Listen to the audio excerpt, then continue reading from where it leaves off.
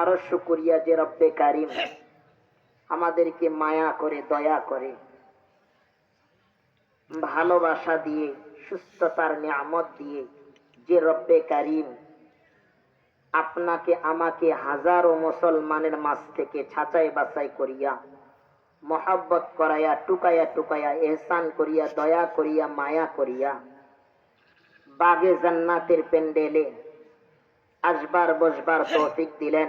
এজন্য মহান রব্বে কারিমের দরবারে মন খুলে, মনের স্থল থেকে, মনের গহীন থেকে আস্তে করে একটা শুকরিয়া আদায় করব, আলহামদুলিল্লাহ। মজলিসে বৈশা যদি বান্দা রবের কারিমের শুকরিয়া জ্ঞাপন করে, আর এই শুকরিয়ার মধ্যে কোন সন্দেহ থাকতে পারে না। কেন? চলতে ফিরতে সুবহানাল্লাহ, আলহামদুলিল্লাহ ভুল হতে পারে, কিন্তু আল্লাহর ঘরে, আল্লাহর মজলিসে বৈশা সুবহানাল্লাহ আলহামদুলিল্লাহর ভিতরে গলতি থাকতে পারে না। বসেছি রবের জন্য, প্রতিটা কাজ থাকবে রবের জন্য, ঠিক কিনা?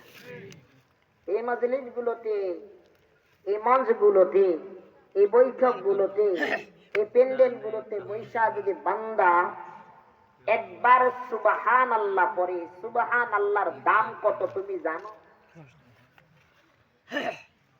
এক বান্দা যদি খালেস নিয়তে রব্বে কারিমের কাছে শুকরিয়া জ্ঞাপন করে, এই শুকরিয়ার দাম, কদর কত তুমি জানো? এক সুবহানাল্লাহ যদি এক বান্দা পড়ে, তো জান্নাতে তার জন্য একটা গাছ লাগানো হয়েছে। দুনিয়াতে গাছের অভাব আছে না? আঙ্গ ফরিদপুরে কত গাছ, ঠিক কিনা? না না, দুনিয়ার গাছ আর জান্নাতে গাছের মধ্যে আসমান জমিন ডিফারেন্স।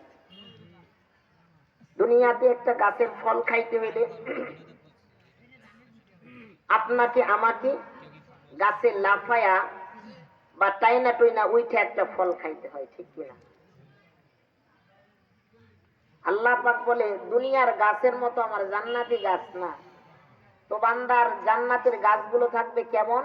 ওই শিকড় গুলো থাকবে উপরে আর ফলগুলো থাকবে বান্দার জন্য নিচে।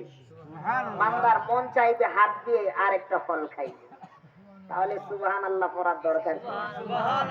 একবার পড়েন না, একটা গাছ লাগাইয়া দেখেন, মাশাআল্লাহ। আরেকবার পড়েন না, মারামারি হয়েছে, হিংসা, কাটাকাটি, কারো কোনো সম্পদ দখল করা হয়েছে। আল্লাহ প্রতিটা কাজ, আল্লাহর বান্দারা যদি যাররা পরিমাণ কোরআনের জ্ঞান থাকে, ঈমানি জ্ঞান থাকে, খোদার কসম এই বান্দা কখনো কোনো মাখলুকের গায়ে হাত উঠাতে পারে না। যদি তারপরে ঈমানি জোর থাকে, লা ইলাহা ইল্লাল্লাহ ফি দাখালাল জান্নাহ, সে যদি কালিমার যাররা পরিমাণ ঈমান তার ভিতরে থাকে, খোদার কসম আল্লাহ বলে দুটো কথা, একটা দুনিয়াতে সেই মুমিন ব্যক্তি কখনো কোনো মানুষের গায়ে, কোন মানুষের জবানের দিও আঘাত দিতে পারে না, ঠিক কিনা?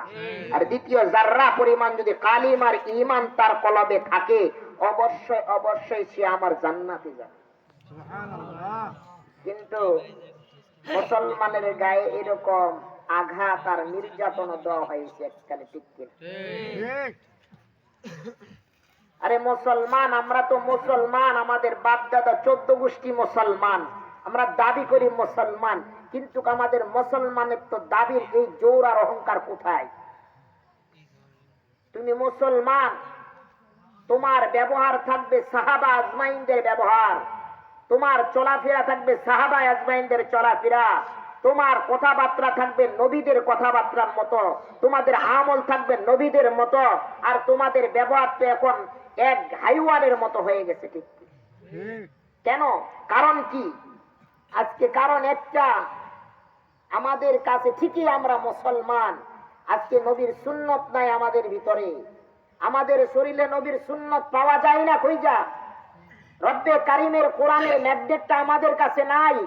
এই ম্যাগনেট দিন দিন আমাদের হাতছাড়া হয়ে যাইতেছে। এই জন্য আমাদের পরিবর্তন আর নাই, আর পরিবর্তন হইতেছে না, ঠিক?